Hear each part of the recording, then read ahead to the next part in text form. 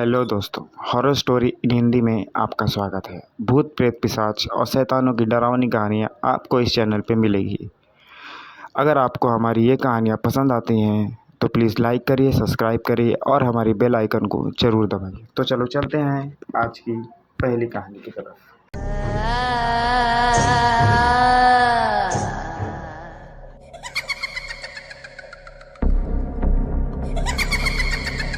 ये पहली कहानी हमारे इरफान की है। इरफान पूरे दिन की मेहनत करके अपने घर की ओर निकलता है। वह अपने परिवार की पूरी जिम्मेदारी अच्छे से निभाता है। ऑटो रिक्शा पूरे दिन चलाने के बाद वह थक जाता है, लेकिन वह इसके बावजूद बेहद खुश होता है। आज उसकी कमाई अच्छी हो गई है। वह सोचता है कि घर पहुंचते हुए वह रास्ते से कुछ खाने के लिए ले जाए।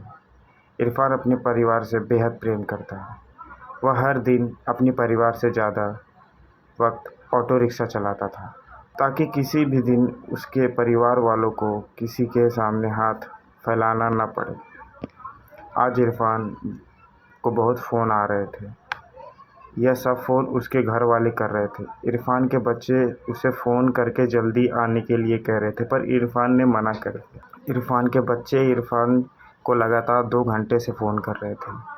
इरफान उन्हें हर फ़ोन पर मना कर देता था, क्योंकि वह चाहता था कि थोड़ा धन और कमा के जाऊं, ताकि शांति से वह अपना जन्मदिन मना सके। आज इरफान का जन्मदिन था। रात के 11 बज रहे थे। इस वक्त गांव में हर कोई सो जाता है। इरफान को अब कोई सवारी नहीं मिल रही थी। इरफान ने सोचा कि अब उसे शायद कोई अन्य सवारी नहीं मिलेगी। अब उसकी जेब में पूरे दिन के तकरीबन 12 से 1300 कमाई हो चुकी थी।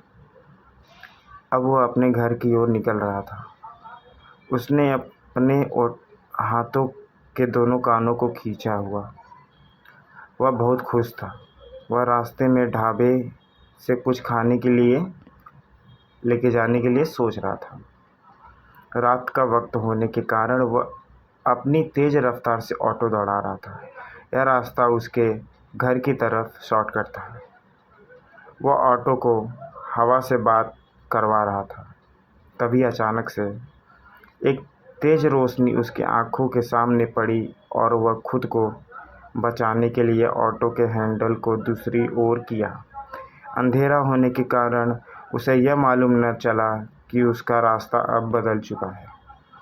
वह जिस रास्ते पर अब था, यह रास्ता की कहानी कुछ और ही थी। वह यह थी कि इस रास्ते से इरफान का गहरा संबंध रहा है। 20 साल पहले वह इसी रास्ते से गुजरता था। इरफान को उस रास्ते में घूमते ही अजीब ही ध्वनि सुनाई देती।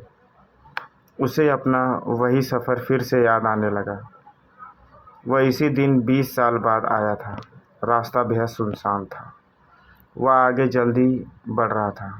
तभी अचानक उसके ऑटो रिक्शा के सामने एक लड़की आ गई। लड़की की शक्ल देखकर इरफान बेहद घबरा गया। इरफान की आंख बंद होने लगी। उसने आंखों को रगड़ा और फिर से आगे की ओर देखा, परंतु इस बार वह लड़की सामने नहीं थी। उसी वक्त इरफान के कंधे पर उसी लड़की की हाथ आई। वह सर्द हवा में भी पसीने से भीग जाता है। वह लड़की उसे बोलती है, भैया आगे की तरफ चलेंगे? इरफान डरते हुए जवाब देता है, नहीं नहीं नहीं, मैं नहीं चलूँगा, मुझे अपने घर की ओर जाना है। तो लड़की कहती है, मैं आपको आपके घर के इधर छोड़ दूँगी। इरफान डरते हुए उसे बैठा लिया। वह अपना फ़ोन निकाल कर अपने घर को फ़ोन करने की कोशिश कर रहा था, परंतु पीछे बैठी लड़की ने बोला, भैया यहाँ पे फ़ोन नहीं चलता है।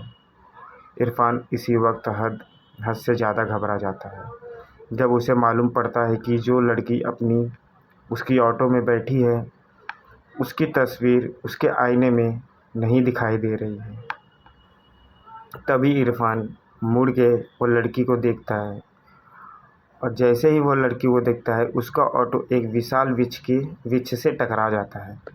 इसमें इरफान की मौत हो जाती है। इरफान के घर की हादसा। इरफान के घर का माहौल अब बेहद चिंतित रहता है। पूरी रात इरफान की कोई खबर नहीं मिलती है। फ़ोन भी नहीं लग रहा था। इरफान के बच्चे और इरफान की पत्नी बेहद चिंतित रहती है। तभी उनका एक पड़ोसी उनके पास आता है और इरफान की पत्नी को अखबार दिखाते हुए कहता है कि क्या कल इरफान संढंग इलाके से आ रहा था। इरफान की पत्नी कहती है, उसे नहीं मालूम, लेकिन यह इरफान नहीं हो सकता। वह अपनी गाड़ी कभी लापरवाही से नहीं चलाते। वह इतने भरोसे से इसलिए कह पा रही थी क्योंकि अखबार में मरने वाले की फ़ोटो नहीं थी। इरफान के घर के सामने अचानक पुलिस की गाड़ी पहुंची। सभी घबरा जाते हैं। पुलिस के हाथ में एक तस्वीर होती है। वह तस्वीर इरफान की लाश की होती है। पुलिस इरफान की पत्नी से जब पूछता है तो उसकी पत्नी कहती है कि साहब, ये मेरे पति हैं। इरफान की पत्नी इरफान को मृत देखकर वो बहुत ही रोने लगती है। उसके आंसू बहने लगते हैं। बच्चे भी बेहद ज़्यादा रो रहे थे। पुलिस, देखिए, हमें आपके दर्द का एहसास है। हम आपकी यहाँ सहायता करने के लिए ही आए हैं। हम आपसे कुछ सवाल पूछना चाहते हैं जिससे हमको इस केस में मदद मिले। इरफान की पत्नी मदद करने के लिए हामी देती है। पुलिस, इरफान ऑटो रिक्शा कब से चला रहा है? इरफान की पत्नी, जी, आज तकरीबन 20 साल हो गए हैं। आज ही अपने जन्मदिन के दिन उन्होंने ऑटो चलाना सीखा था। पुलिस, अच्छा, यह ऑटो उसके खुद का है? इरफान की पत्नी, जी, शादी से कुछ महीने बाद उन्होंने ऑटो अपने नाम करवा ली थी। इससे पहले ऑटो उनके चाचा की थी। वह ऑटो यूनियन के पूर्व प्रधान हो चुके हैं। पुलिस इरफान की पत्नी से पूछताछ करने के बाद मोहम्मद के पास पहुंचती है। मोहम्मद पूर्व ऑटो यूनियन के प्रधान है और इरफान के चाचा भी हैं। पहले तो वह पुलिस को कुछ कहने से मना कर रहे थे, लेकिन जब पुलिस वाले उस सच बताने के लिए मारने लगे तो वह बताया। इरफान की अम्मी बचपन में ही गुजर गई। इरफान के अब्बू शराब के नशे में ही रहते थे और शराब के नशे में न खाना पीना कुछ नहीं करते थे। इरफान के लिए उसके माता पिता मैं ही था। एक दिन ज़्यादा शराब के कारण भाईजान की मौत हो जाती है। इरफान अकेला हो गया। गरीबी के कारण ज़्यादा पढ़ लिख नहीं पाया। वह मेरे साथ ही रहता था। मैंने उसे पढ़ाने की कोशिश की पर वह बोलता है कि मुझे पढ़ाई में मन नहीं लगता है। उसे पैसे कमाने हैं ताकि वह अपनी आगे की ज़िंदगी अच्छे से बिता सके।